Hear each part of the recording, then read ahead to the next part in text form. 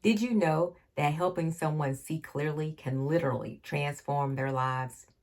Optometry is more than just eye charts. Having clarity, purpose, and confidence goes a very long way. I am Dr. Santrell, your favorite optometrist, providing compassionate and comprehensive eye care.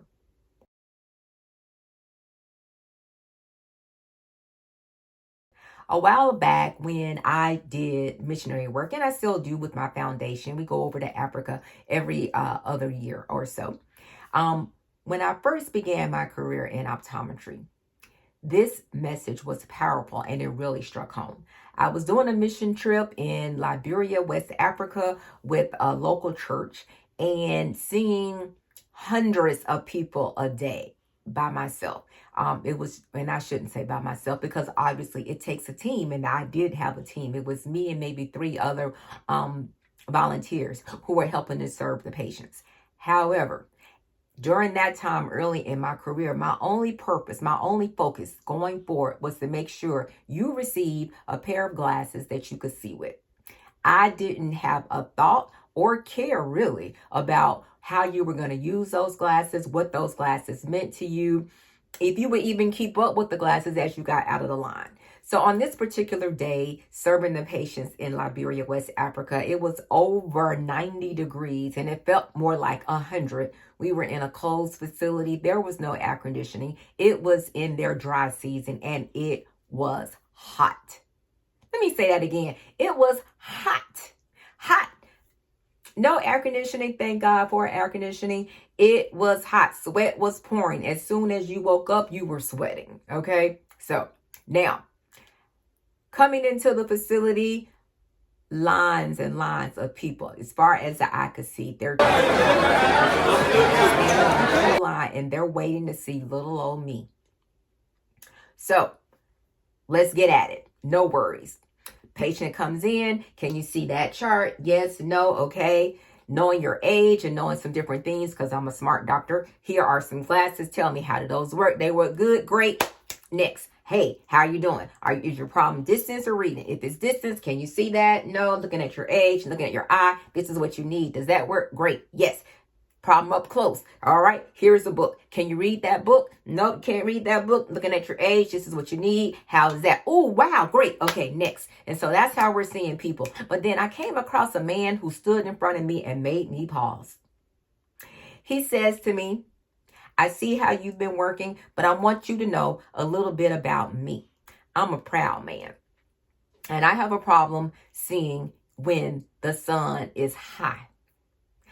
I only have a couple of hours where I can get my work done so that I can make an income and care for my family because I'm a seamstress. And I can only work when the sun is at its highest point, because in the early morning, in the afternoon, in the evening, I cannot see.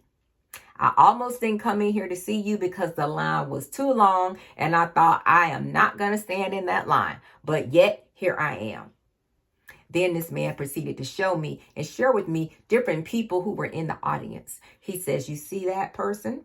I made their dress. You see that person with the gold embroidery in their dressing? I made that. And he kept and continued. And his work, you guys, was impeccable. It was just a sight to see. For anybody who's gone to Africa and you see the women with all the patterns, but these women were proud. They stood regal. They had the headdresses with the gold and the silver strands of, threading going out them. The patterns, gorgeous. He wanted to make sure that I knew that these were people whose lives he was touching. Now get this, y'all. The reason why this gentleman couldn't see, except for when the sun was high in the sky, was because he had cataracts. And those cataracts made things so dim that he could only see if he had a bright enough light. Now, of course, being an eye doctor, I knew this. He didn't have a clue. But needless to say, I stopped. I explained to him what was happening, how important good lighting was, gave him a pair of reading glasses so that he could see the threads and he was ecstatic. Now, here's where the story really gets good, at least to me, y'all. The seamstress that I met during that day, His actual shop was only maybe within 5 minutes of walking distance from where we were actually holding our clinic. And we had to actually, as a team, go by his shop multiple times throughout the day. If we had a need to use the facilities and we had to go back to the places where we were staying, we had to pass by this man's shop. And so late one evening, not even 2 days later, I think it was the next day, I was passing by this gentleman's shop and he stopped me. He says, "Doc, come into the shop." Now, mind you, it's late in the evening. I'm tired. The sun is setting.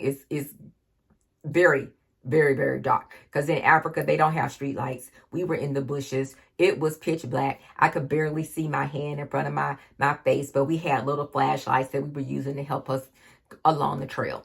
And so I go into the gentleman's shop and he says, "Doc, I have a customer who's coming to pick up a dress and I really need your help. I need you to try this on because you are about her size." Okay. Now, mind you, in my mind, I'm thinking I'm hot. I'm sweaty. I've been doing this all day. Are you sure you want me to try on this dress? But no worries.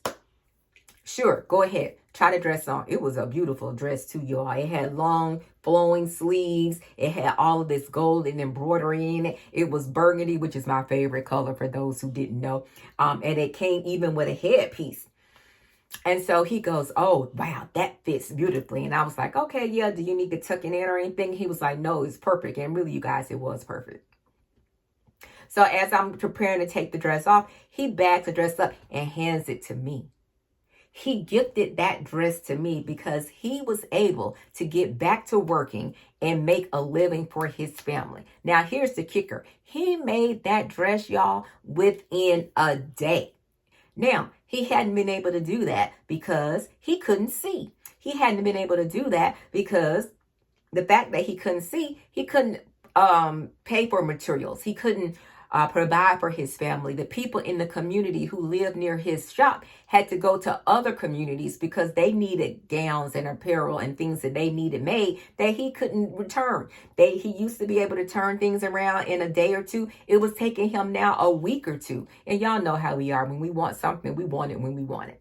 I say all of that to say this was transformation, not just for him by getting a new pair of eyewear, but for me. It allowed me to see that the person who's in front of me is not just a pair of eyeballs. They're not just people who need a pair of glasses. Lives are affected. Lives are changed. People are people, and they need us to use our knowledge to help them so that they in turn can not just help themselves, but their families and entire communities. So I want to encourage you. Stay focused. Remember why you're here. You have a gift. You have a calling. You have a heart to serve. Sometimes it gets a little distressing. Sometimes, we get tired of outpouring. But at the same token, remember why you're here. It's not about you. You're here to help others and your community. And by touching that one, you can be transformation. So I hope that was encouraging. I know it was a long story, so I'm going to wrap it up because I've got many more. I would encourage you to click on another video and see what else I have to say. I've been doing this thing for a little while, and I've got a little knowledge that I'd like to share. If you like this video, please look at my next one. I think you'll find some helpful tidbits, and if not, maybe at least a chuckle or two. Again, I am Dr. Santrell, your favorite optometrist. I will see you next time.